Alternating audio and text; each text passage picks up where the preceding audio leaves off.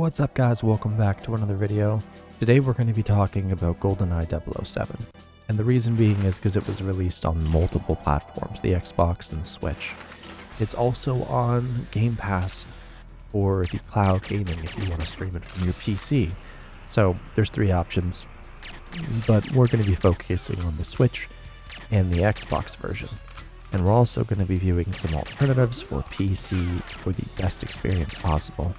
The current one on screen you're seeing is 1964 Carnivorous Edition, which uses mouse and keyboard to play the game, which allows you for better aim and accuracy. Not only that, but you move really quickly, and it's 60 FPS, 1440p, 4K, 8K, whatever you want, it's going to be there.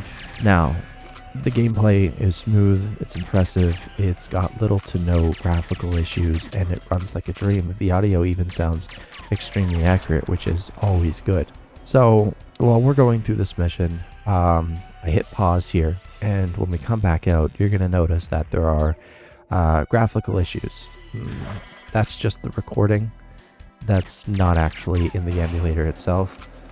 This is just what happens when you try to capture it. It's annoying. Anyway, when we're moving through this, there's loads to really talk about here. The Switch version of the game is a buggy mess. It's emulation. They did not make a very good emulator for this. There's lots of collision issues.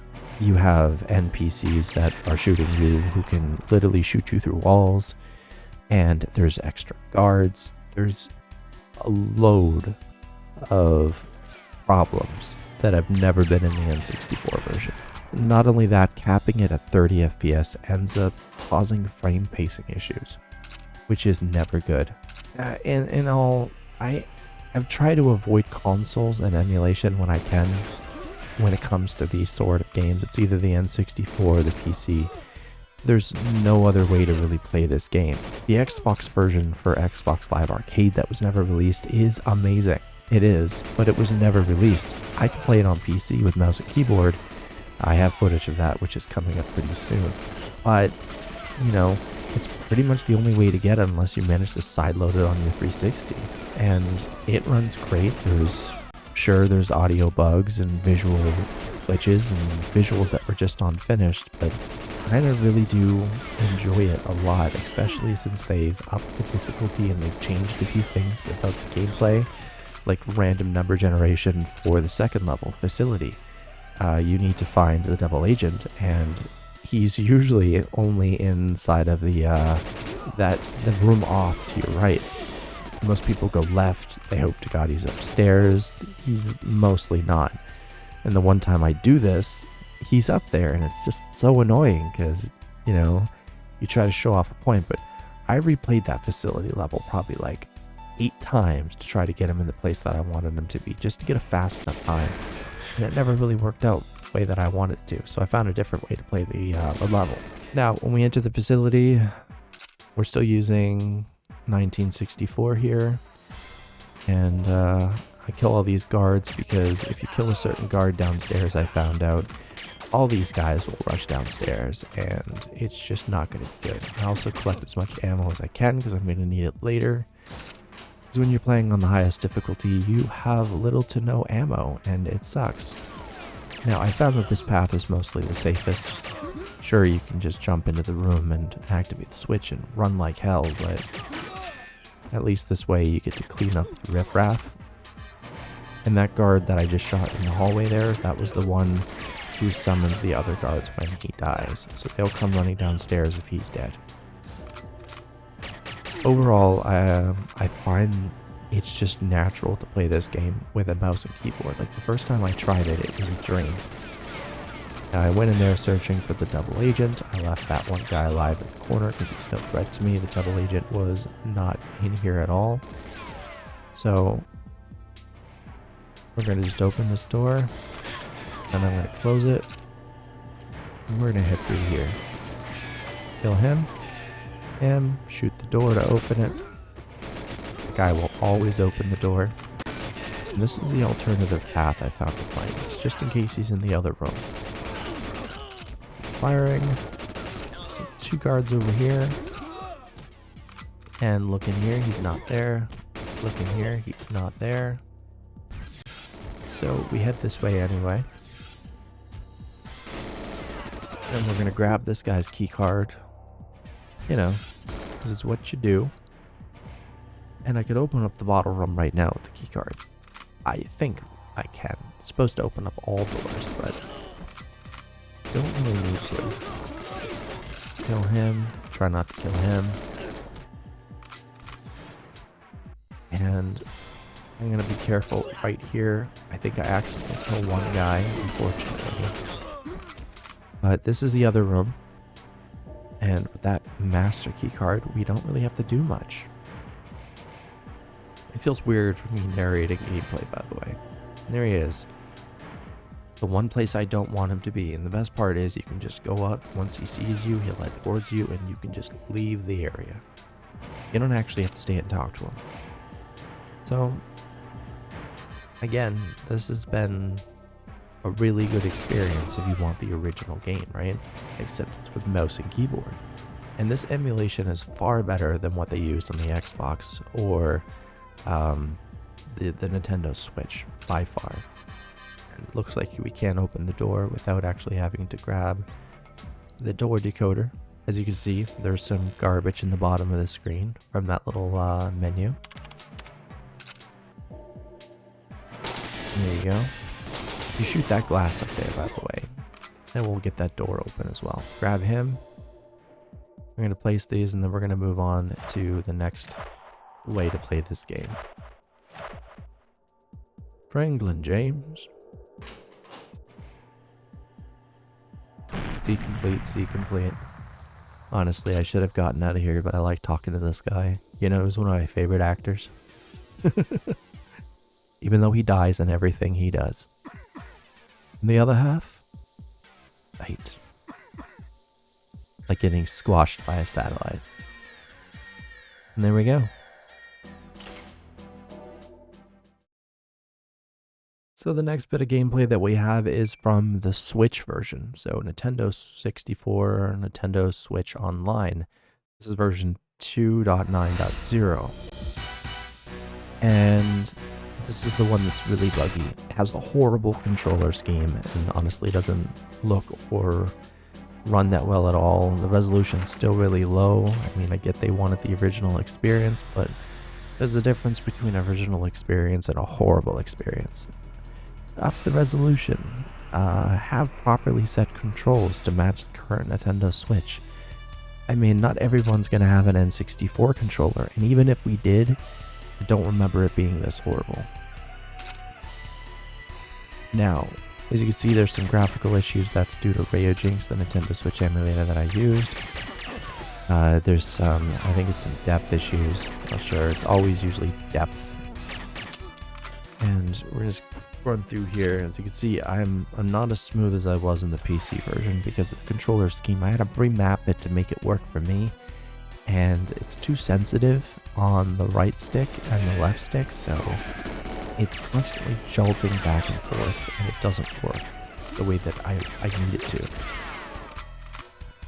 And it's hard to show off these glitches. I'll try to add some of them in. I'll pull them down from Twitter. That button's not rendering properly. I'm not going to show very much of this because honestly, it pained me to play this. It was just that bad. When I had high hopes that it was coming to the Switch, I was hoping it wasn't going to be emulated.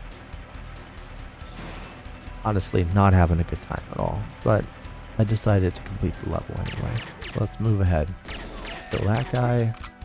This guy's no threat, but I killed him anyway. And we don't have to do any objectives here, but to just jump off the dam, so that's what we're going to go do. You could see how hard it is to move. Like, even with rewrapped controls, it's very hard to do any moving at all. And I purposely think I pissed this guy off for him to come down because I just want to start a fight. Because I'm just angry, hoping he's going to shoot me in the back to propel me forward.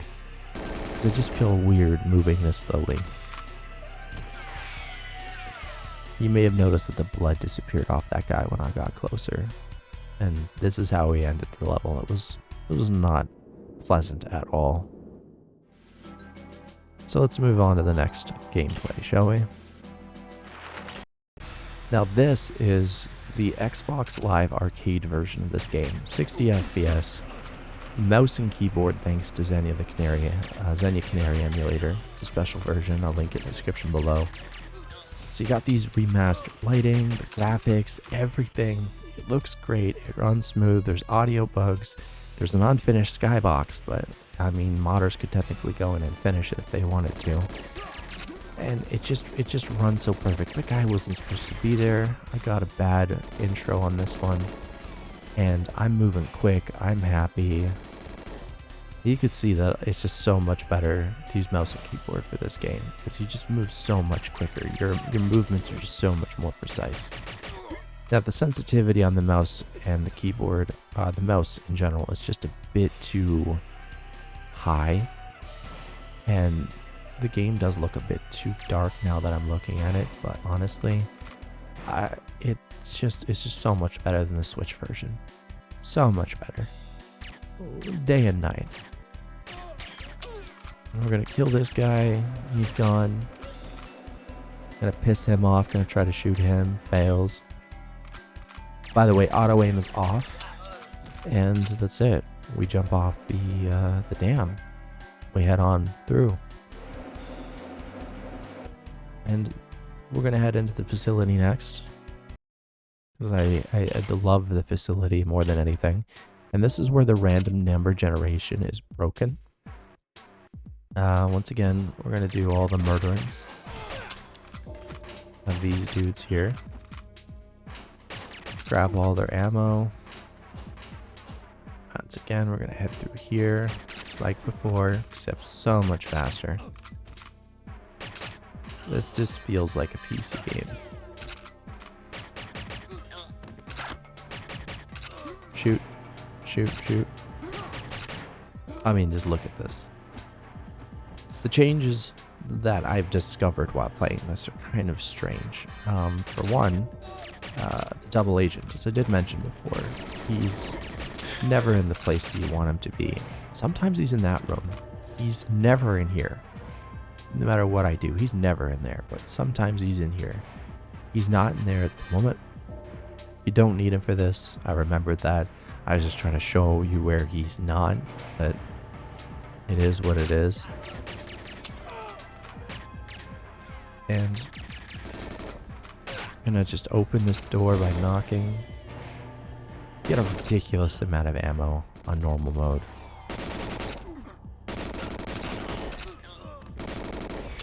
As you can see, he's not there either. But I go and I look in here, and there he is. Look, he's right there. So I go and grab it, and then we're off to the races. You can see, you shoot the window, door opens. He'll come and he'll open the door for you. Grab Trey. I'm gonna call him Trey. I realized I don't need to be in that menu. I just do this as quickly as I can. That bugged out. It was really weird. And he's far enough away that I can just pop it and be done. But I gotta deal with this clown right here. Gameplay's just so smooth. So, my two favorite ways to play this game are as follows. On this version of Xenia Canary, I save it just because of this. And 1964 Carnivorous Edition. Beautiful emulator. Works so well. And the reason these two are the best, good emulation on 1964's part, good emulation on Xenia's part, mouse and keyboard on both. You can play this with the gamepad if you want as well on Xenia Canary normally with a bunch of patches, but whatever. Anyway, with that, the conclusion of this is your best ways to play. Thanks for watching, guys.